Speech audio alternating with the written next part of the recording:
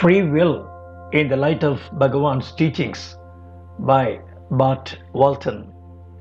Author Bart Walton described his first visit to Sri Ramanasramam in the November-December 2020 issue of the Maharishi. Here he delves further into the subject of free will. I read with interest the feature article in the January-February issue, volume 32, number 1, titled "Our Success is Guaranteed, or Is It?" Continuing on this theme, I would like to offer some further thoughts on free will in the light of Bhagavan's teachings. The most universal assumption among human beings, and perhaps the greatest delusion, is the notion that we are independent agents with free will. We support this idea by remembering all the times we are able to do and accomplish exactly what we want. But in the process, we conveniently discount or ignore altogether all the times when we can't do what we want, get what we want, or even think what we want.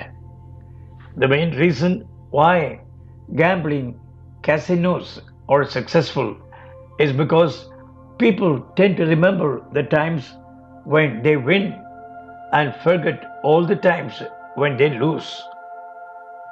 We make the same mistake in assuming that we have free will. If we really investigate our lives, it is clear that our free will only seems to work some of the time. On an equal number of occasions, our efforts are stymied and our plans are thwarted one way or another. So we have to ask ourselves, does free will only work some of the time? And if so, does it even make sense to speak of free will as something that comes and goes? Let us examine free will from another angle. Consider our breathing. It is happening whether we want it to or not. We can't stop it for more than a minute or two. In a similar way, the events of our lives are unfolding along a trajectory that is not in our control.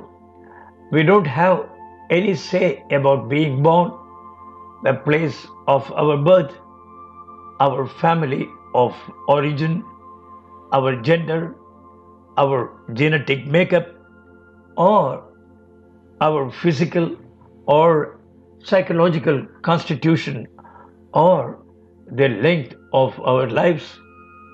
And these are just a few of our external circumstances. What about our internal experience? We pretend to have control over our thoughts and feelings. But if we really did, would we ever choose to have an unhappy thought or painful feeling again? One could counter this argument by saying, yes, but look at what I have accomplished. Again, I have to ask ourselves, what part did I really play in making these things happen? If we are honest, we will have to admit that our own efforts play only a small role in a complex web of genetic, social, and environmental factors that contribute to our success or failure. The traditional Buddhist term Pratitya Samutpada, dependent origination, refers to this interdependence of everything. A flower in the forest doesn't bloom without a vast network of support from the entire universe. The human mind can comprehend only a small fraction of these influences. For the sake of argument, let us concede that on some level we can do what we want. If I want a cup of tea, I can go to the kitchen and make one. But where did that desire come from? The truth is that I have no idea where it came from or even how it arose. The 19th century German philosopher Arthur Schopenhauer expressed this point eloquently when he wrote, "Man can do what he wants, but he cannot want what he wants." From this perspective, how can we say that we have free will if we have no idea how that will arises? Of course, on the surface, we appear to have free will without it seeming this way, and very convincingly so. I am not sure how the world would work. The circumstances of human life demand that we live as if we are independent free agents. However, the more I consider this so-called free will, the more difficult it is to locate or to understand it as a causative factor in my life.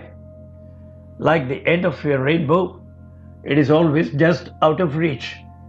All I can say with certainty is that free will is not what it appears to be.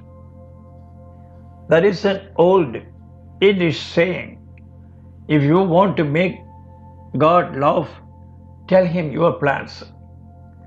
I love this little joke because it allows us to see how ridiculous we are to think that we are in control. Yet, at the same time, it begs a very serious question. If we are not running our own lives or the world around us, who or what is? I believe this is the essential spiritual question.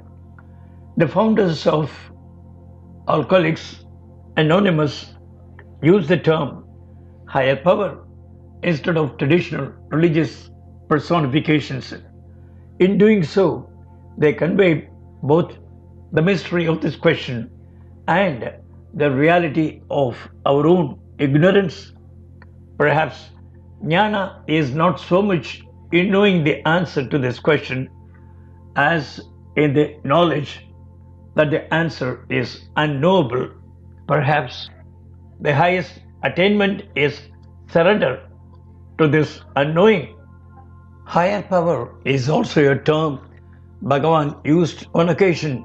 For example, he said this in response to a question about free will.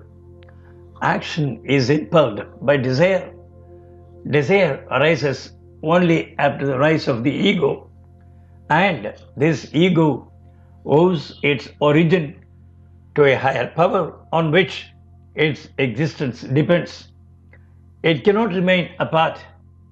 Why then prattle? I do, I act, I function.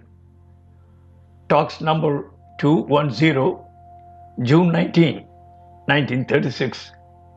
On another occasion, he said this to an American engineer in response to a question about work. If you surrender yourself to the higher power, all is well. That power sees your affairs through. Only so long as you think that you are the worker, you are obliged to reap the fruits of your actions. If, on the other hand, you surrender yourself and recognize your individual self as only a tool of the higher power, that power will take over your affairs along with the fruits of actions. You are no longer affected by them, and the work goes on unhampered. Whether you recognize the power or not, the scheme of things does not alter. Only there is a change of outlook.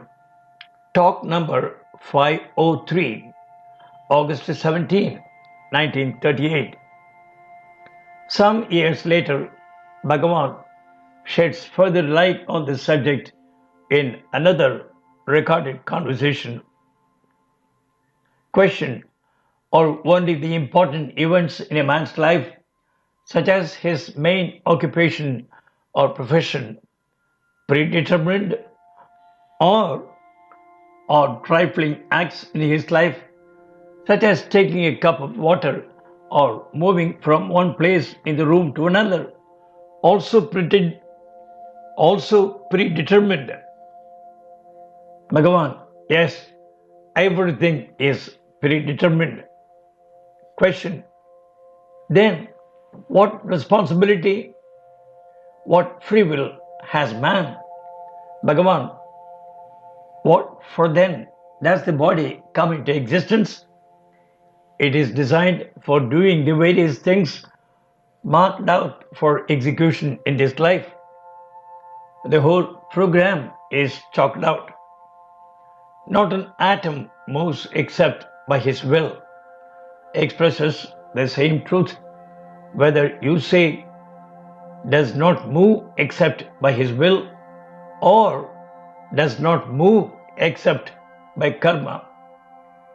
As for freedom for man, he is always free not to identify himself with the body and not to be affected by the pleasures and pains consequent on the body's activities. Day by Day with Bhagavan, January 4, 1946, page 78. The last passage reminds me that Bhagavan often compared individuals to travelers on a train. See Ramana's "Who am I?" In this analogy, our responsibilities and concerns in life are like the baggage we carry with us. If we choose, we can continue carrying our bags even after we board the train, or we can set them down, relax, and let the train carry everything. I think this analogy hits the nail on the head regarding individual freedom. We may have little or no choice over the events of our lives, but we do have choice in how we respond to those events.